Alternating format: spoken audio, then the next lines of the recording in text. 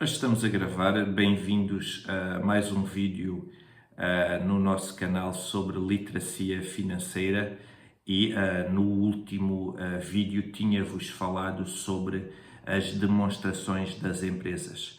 Portanto, hoje vamos restringir-nos a uma delas e vamos falar em uma de cada vez e eu já disse aqui que antes de investir numa empresa o primeiro documento que eu vejo, para além dos lucros e da demonstração do fluxo de caixa, que são também fundamentais, é o balanço da empresa.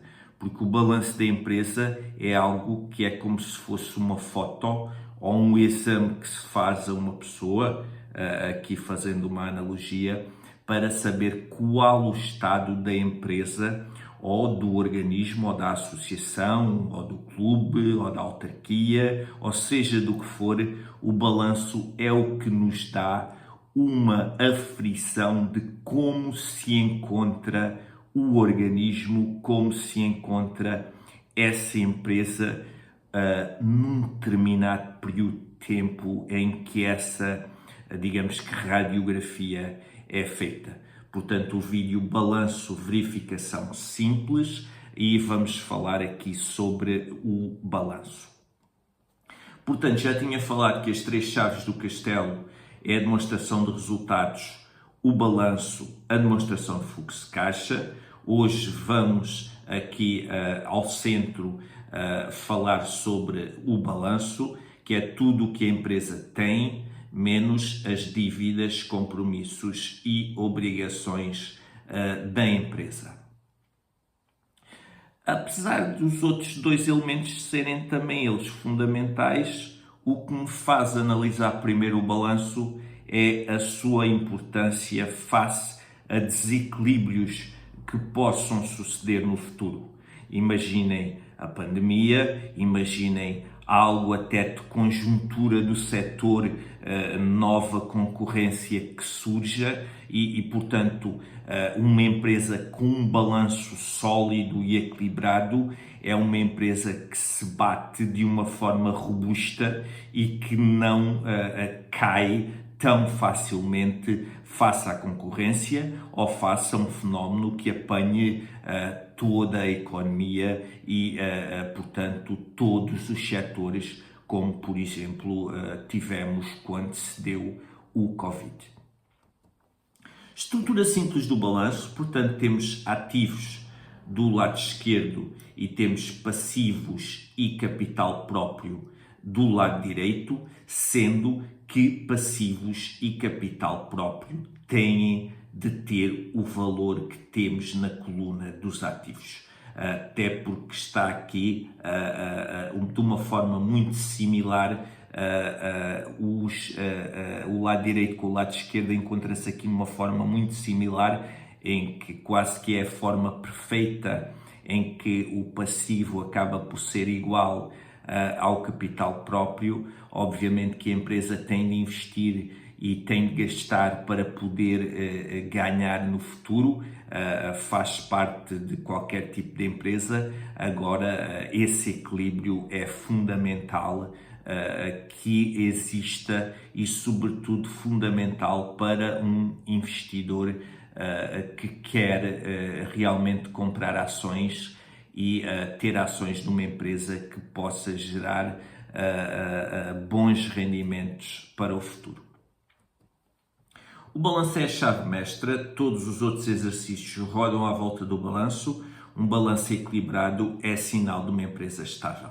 Portanto, como eu já disse aqui, uma empresa com um balanço equilibrado é que, portanto, se aguenta solidamente. Uma empresa sem dívida não vai à falência, uma empresa com uma margem de caixa e uma margem de sustentação robusta é uma empresa que se aguenta face a tempos tumultuosos e, portanto, só uma empresa com um balanço realmente sólido é que faz frente a tempos de dificuldades, até inclusivamente como aqueles que estamos a passar agora. Ainda hoje os Estados Unidos pôs dívida pública à venda e temos o maior país do mundo com dificuldades de última hora até de escoar alguma dívida e até ter de aumentar um pouco o valor dos juros para essa dívida ser adquirida. Portanto, vejam que todas estas mexidas que temos a nível da economia de hoje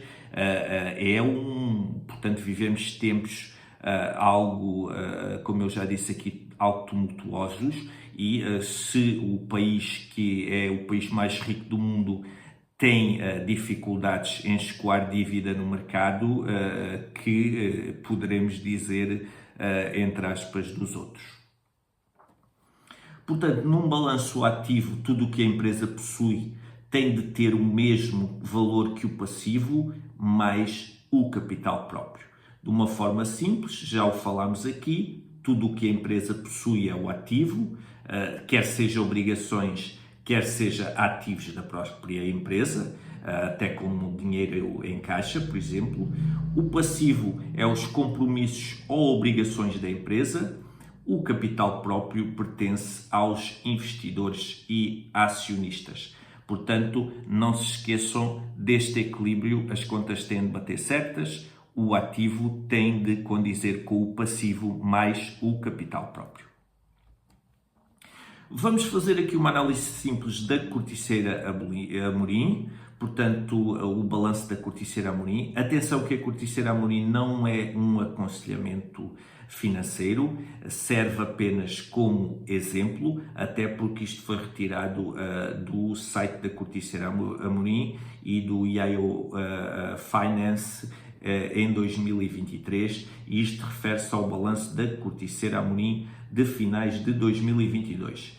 Portanto, cá está, tínhamos realmente um ativo de 776.650.000 euros em ativos correntes, mais os não correntes 492.666.000 euros, e depois o total dos ativos representava 1.269.316 euros. Portanto, a minha terminologia, eu não sou norte-americano, mas normalmente eu gosto logo de passar para 1 milhão para bilhão, porque é mais fácil eu entender e neste modelo fica um pouco melhor. Nós, na Europa, dizemos 1.000 milhões, os anglo-saxónicos dizem bilhões, passam logo aí ao termo bilhões. E eu penso que é uma forma que se entende um pouco melhor, mas ambas as coisas querem dizer o mesmo, entre aspas. Passivo da Corticeira Amorim, 356.533 euros. Passivo não corrente, portanto estávamos a falar do corrente, que é, em média, é o passivo a 1 ano. O não corrente é mais de 1 ano, portanto, obrigações a mais de 1 ano é 167.857 euros. E depois temos o passivo total com os 524.390. Podemos ver que no capital próprio temos os 744.926 euros, o que faz um total do passivo mais o capital próprio de 1.269.316 euros. Portanto, vejam aqui que a coluna final dos ativos é igual à coluna, portanto, final também do capital próprio. Em relação a esta análise, como podemos ver, temos um balanço equilibrado da Corticeira Amorim.